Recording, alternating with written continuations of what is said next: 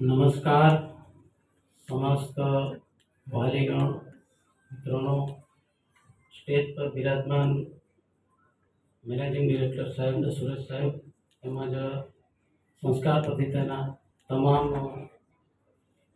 સભ્યો,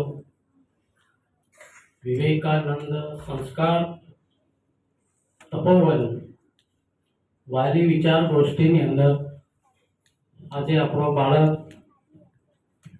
વિવેક બુદ્ધિનો ઉપયોગ કરવા માટે મૂક્યા છે. તો વિવેકાનંદની અંદર જે ઋષિ પરંપરા મુજબની જે સંસ્કાર પદ્ધતિ છે, આ સંસ્થાની અંદર મારું બાળક આજે 2 થી 3 મહિના થયું છે મારે બાળકને મૂકે. તો એ બાળકને મારો પૌત્ર છે.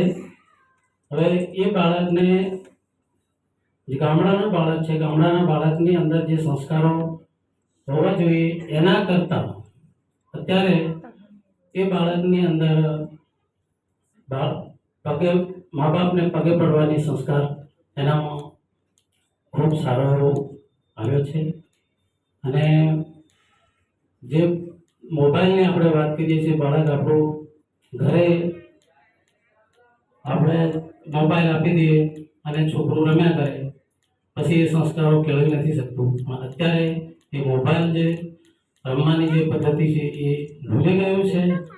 અને આ સંસ્થાના તમામ જે ગુરુજનો છે એમનો હું ખૂબ આભાર માનું છું. કેમ કે આમાં એવી કેળવણી છે કે માતા પિતા જ્યારે બાળકને, આપણે ટીએન જોશી સાહેબે વાત કરી, અમને ખૂબ કહ્યું.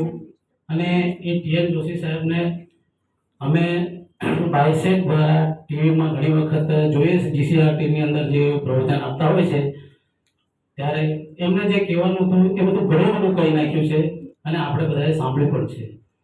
તો બાળકના સંસ્કારો વિશે એને ખૂબ કીધું છે. તો આપણે શું છે કે આપણે વાલી આપણે પોતાના બાળકને પોતે સંસ્કાર આપી શકતા નથી.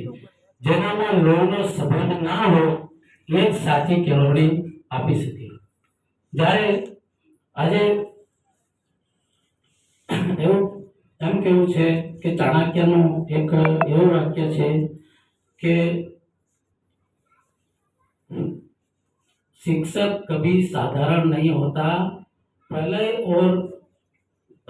और निर्माण उसकी गोद में पलते हैं. ये संस्कार આ સંસ્કાર પદ્ધતિની અંદર જોવા મળે છે. સારું છે, ખૂબ સરસ આનંદ થયો. અને બાળકોનું રિઝલ્ટ પણ જોયું મેં. બાળકને આપણે એના માર્ક્સથી ખોલાઈ નથી જવાનું, એને સારું કરવાનું છે.